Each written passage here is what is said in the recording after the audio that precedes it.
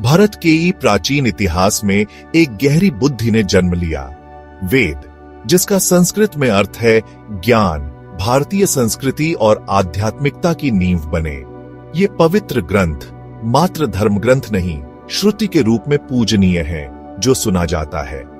इनका उद्गम दैवीय प्रेरणा से माना जाता है, जिसे प्राचीन ऋषियों ने गहरी ध्यान की अवस्थाओं में प्राप्त किया था।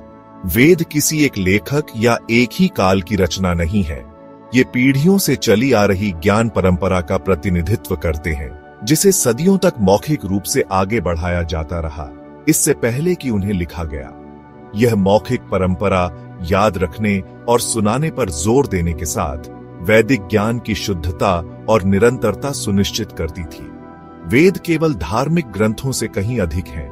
इनमें ज्ञान का एक विशाल भंडार समाहित है, जिसमें भजन, प्रार्थनाएं, अनुष्ठान, दर्शन और यहां तक कि विज्ञान और प्रकृति पर अवलोकन भी शामिल हैं।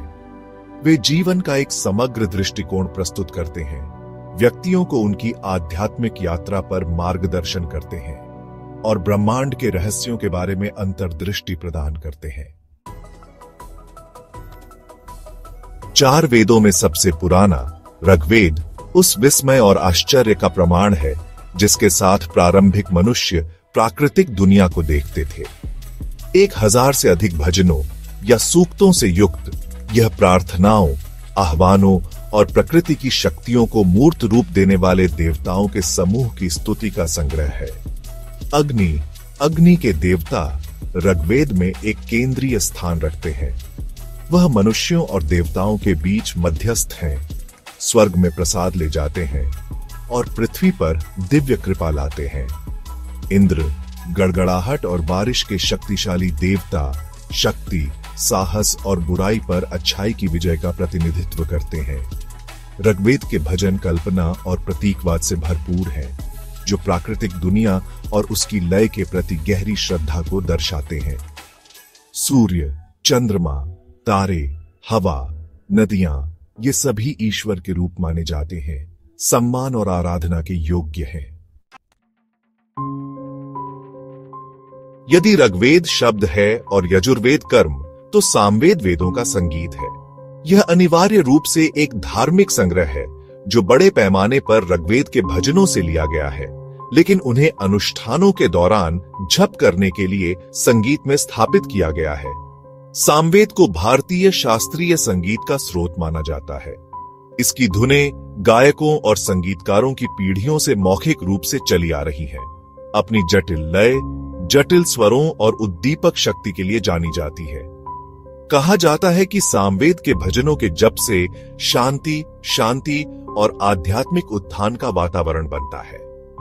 ऐसा माना जाता है कि यह मन को शुद्ध करता है, हृदय को जगाता है और आत्मा को ज्ञान की ओर ले जाता है। भाग 5, जीवन की ढाल, अथर्ववेद। अथर्ववेद दैनिक जीवन की व्यावहारिक चिंताओं पर अपना ध्यान केंद्रित करने में अन्य 3 वेदों से अलग है। इसमें बीमारियों को ठीक करने, बुराई को दूर करने, समृद्धि को आकर्षित करने और भौतिक दुनिया की चुनौतियों से निपटने के उद्देश्य से भजन और मंत्र शामिल हैं, जबकि कुछ विद्वान इसे वैदिक सिद्धांत में बाद में जोड़े जाने के रूप में देखते हैं। अथर्ववेद प्राचीन भारत में सामान्य लोगों की मान्यताओं और प्रथाओं में बहुमूल्य अंतर्दृष्टि प्रदान करता है। यह उनके डर, आशाओं और आकांक्षाओं को दर्शाता है। शारीरिक और आध्यात्मिक दोनों तरह की बीमारियों के उपचार प्रदान करता है। अथर्ववेद में दार्शनिक भजन भी हैं, जो स्वयं की प्रकृति, जीवन के अर्थ और सुख की खोज का पता लगाते हैं। यह प्रकृति के साथ सामंजस्य बनाकर रहने, जीवन के सभी रूपों का सम्मान करने और आध्यात्मिक विकास के लिए प्रयास करने के महत्व पर जोर देता है। भाग 6, ज्ञान के संरक्षक। पीढ़ी से पीढ़ी तक वेदों का संचरण कोई बेतरतीब प्रक्रिया नहीं थी। यह एक सावधानी पूर्वक संरक्षित परंपरा थी, जिसे ऋषियों के रूप में जाने वाले विद्वान, ऋषियों और विद्वानों के वंश को सौंपा गया था। ये ऋषि केवल शिक्षक नहीं थे, बल्कि श्रद्धेय व्यक्ति थे, जो वेदों के ज्ञान, और आध्यात्मिक अधिकार को मूर्त रूप देते थे। वैदिक ग्रंथों की शुद्धता सुनिश्चित करने के लिए संस्मरण और सस्वर पाठ की एक जटिल प्रणाली विकसित की गई थी।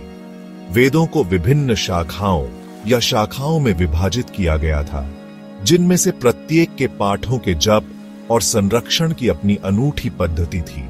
यह मौखिक परंपरा प्रतीत होने में नाजुक, उल्लेखनीय रूप से लचीला साबित हुई। सदियों से वेदों को मौखिक रूप से शिक्षक से छात्र तक युद्धों, आक्रमणों और समय बीतने के दौरान उनके अस्तित्व को सुनिश्चित करते हुए पारित किया गया था। भाग 7, अनंत काल की गूंज, वेदों का संरक्षण। लेखन के आगमन ने वेदों के संरक्षण में एक महत्वपूर्ण मोड़ ला दिया।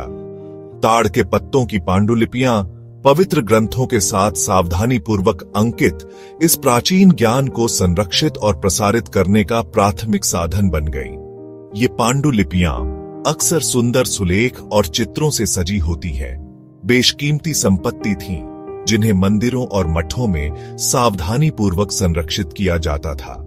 आधुनिक समय में वेदों के संरक्षण और अध्ययन के प्रयास तेज हो गए हैं। पुणे, भारत में भंडारकर ओरिएंटल रिसर्च इंस्टीट्यूट जैसे संस्थान वैदिक पांडुलिपियों के विशाल संग्रह रखते हैं, जो विद्वानों और शोधकर्ताओं के लिए अमूल्य संसाधन प्रदान करते हैं। वेद, जो कभी कुछ चुनिंदा लोगों तक ही सीमित थे, अब अनुवादों, टीकाओं और ऑनलाइन प्लेटफॉर्मों के माध्यम से वैश्विक दर्शकों के लिए सुलभ हैं। इस व्यापक उपलब्धता ने उनके कालातीत ज्ञान में नए सिरे से रुचि जगाई है, आध्यात्मिक साधकों और विद्वानों को समान रूप से प्रेरित किया है। भाग 8, वेदों का कालातीत संदेश।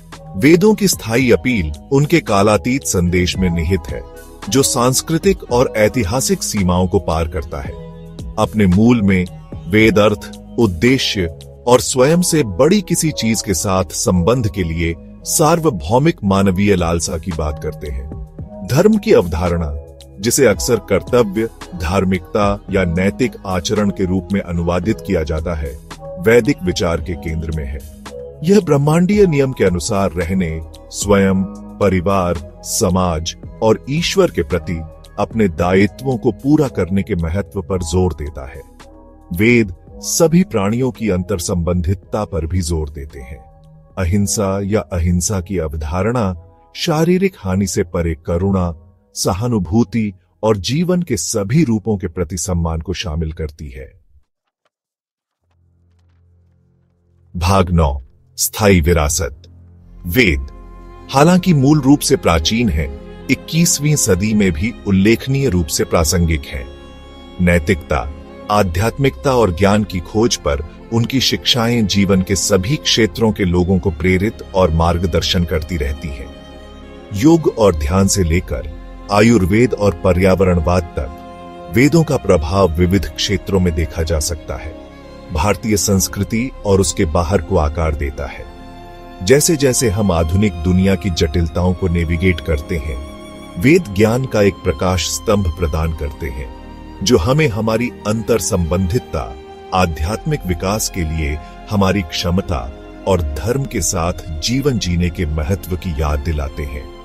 वेदों की विरासत अतीत तक ही सीमित नहीं है। यह एक जीवंत परंपरा है, जो अपने मूल सिद्धांतों के प्रति सच्चे रहते हुए लगातार विकसित हो रही है और नए संदर्भों के अनुकूल हो रही है। जब तक मानवता अर्थ, उद्देश्य और संबंध चाहती रहेगी, वेदों का ज्ञान पथ को प्रकाशित करता रहेगा।